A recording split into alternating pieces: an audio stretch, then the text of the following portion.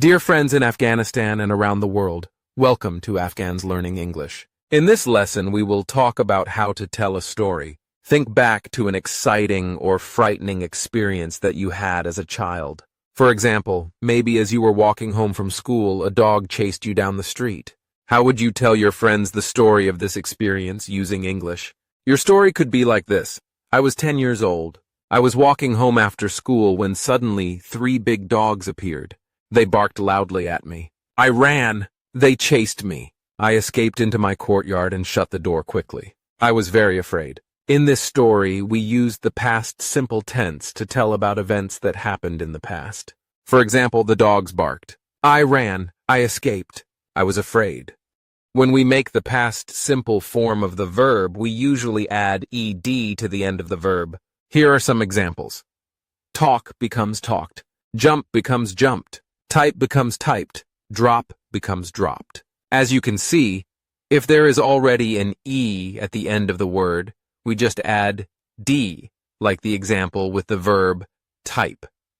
If it is a one-syllable word that has just one vowel before one consonant at the end, then we have to double the consonant, like the example with the verb drop. However, the most common verbs in English are irregular. Irregular means that the past simple form of the verb does not follow the rule. These irregular verbs you need to memorize. Here are some examples of irregular verbs. There is a link in the description below to a PDF list of the most common irregular verbs. Now let's look at some examples from the Holy Bible. We are going to look at a story about Jesus the Messiah and an adventure he had with his followers, who were called disciples. If you do not have a Holy Bible, you can find one online. Open up your browser, type in BibleGateway.com. Click on the down arrow next to the words Bible book list. Under the title New Testament, select the book called Luke. Then a list of chapters will appear. Go down to where it says 8 and select that chapter. Luke 8 will appear on your browser. Scroll down to verse 22. In this story, Jesus is in a boat with his disciples. The word squall means a sudden storm and swamped means full of water. One day, Jesus said to his disciples, "Let us go over to the other side of the lake." So they got into a boat and set out. As they sailed, he fell asleep. A squall came down on the lake, so that the boat was being swamped, and they were in great danger. The disciples went and woke him, saying, "Master, Master, we're going to drown." He got up and rebuked the wind and the raging waters. The storm subsided and all was calm. "Where is your faith?" he asked his disciples. In fear and amazement, they asked one another, "Who is this? He commands even the winds and the water, and they obey him." Look again at the first sentence. See if you can find the verbs. We have said and got into and set out. These are all past simple verbs.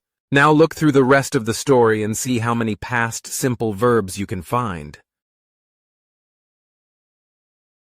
There are 15 past simple verbs in the text. You can see them all highlighted, which are the irregular verbs.